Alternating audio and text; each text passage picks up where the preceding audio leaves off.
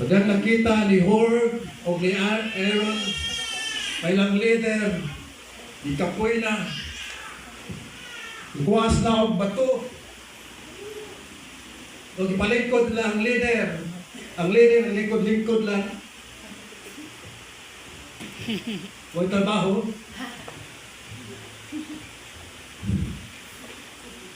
Hello? Sa kapoy ng Japon, yawira ni Ohor, o gyaran yung kamot. Silang tulo, bulan sa init, buntag tamang sapon, ilang ipataas ang kamot ni Moses, ang nasod sa Israel, bidaog sa gira. Kabalo mo sa gibuhat ni Moses o Diyon, dako kaya nga rule, interceding the people, earth and heaven, touching heaven. Ang gibuhat ni Moses as a musician. Isa mo yung kasi susunod, tasang kamot. Dili tanahan ni evangelist. Ang salit na sa mga angkog, kapoy ng tuhod. Intercession na lang ta. Siguro si Pastora, masas Bishop ang sign, hindi mga grupo, kaya parang kahoy, tapon, may tuhod, no? Elas patanon pa, paspas ko yung naka, pero karoon pa naman sa mga batanon, Joshua, okay, Joshua, tikay ka, manibo ka. Kanya kay, gol-gol na. Purison, dako kayo ang kaimuhan sa mga pagkanto. After na nag-suggest Pastor Amandi na mag-speak and I pray to God. And I saw five Cagayan in Iligan City, Cagayan. And I saw five in Cagayan and Davao and Cotabato. Kalayo, revival. Ikan sa Cagayan, hindi sa Iligan City.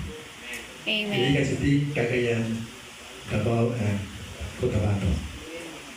This year, 2025.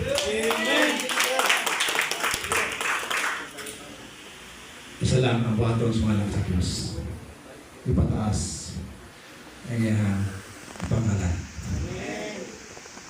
So, ilan ka sa kaaway, dagpo na ang ministry, ang inambog na sa ministry,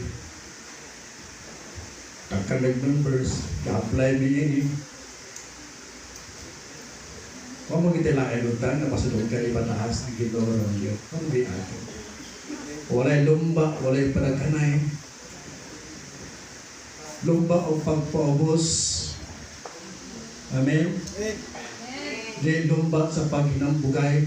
Sa hinambugay, magkakadali na. Lumba o pagpaubos.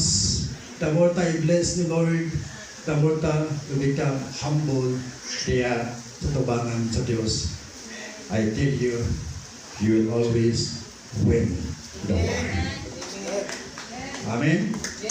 Wala akong punta sa negosyo, tato ang trabaho, provision, kung saman, gipiya sa kinusato, ministry man, siya lang kao na ito pataas, magpabos taas ng kagalingon. Kao na itang badakon. Amen? Ikawas tang walay gittit, mapaulit ang walay titip. Ayaw kayo't pailan sa kalibutan. Ang luwas ang karbo ay tawag spiritual pride sa ahay. Magdugay ta sa pangalagan ay karbo sa pagkasing-kasing. Ato nang ipadugmok sa prosesa sa balang espiritu. So, pat lang ang himuon nato according to the message of God, Exodus 17 verse 8 to 15. Tayo na kasi memorize on delegation, teamwork, unity, and humility. O diya mapataas si Jehovah Nissi. I-confirm na ni Christ that Jesus will be lifted up and will draw all men unto us. I-confirm na ni Jesus. Siya ang final sacrifice sa cross sa Calvary. Ipataas si Jesus. Jesus sa Golgotha. Hallelujah. And I believe the church will always victorious. Bisan ka ni si Pablo, ningon siya, you are more than conquerors in Christ Jesus. More than conqueror ka naman kay humanang napildi ang kaaway. Ang trabaho sa kaaway, mahal lang pagpangilad, ayaw yung pailad. Magkadugay ta, pangalaga sa Diyos, magkadugay ta niya sa ministry, magkalaom at relasyon niya sa Ginoo, o samuta o pagkasama sa tagbuhay ni Ginoong Jesus. Sa kaniyang mga apostles, ay the point of death, wala mo surrender silang pagpangalagad sa Diyos. Basta gilansang na nila sa cross, basta ipagsugba na sila sa kalayo, wala sila mo surrender. Nga naman, ang ilang gibataas si Ginoong Jesus. Kaya mo graduate din sa kalibutan, ang Ginoo itong pataas, sure, you are in the presence of the Lord. Amen?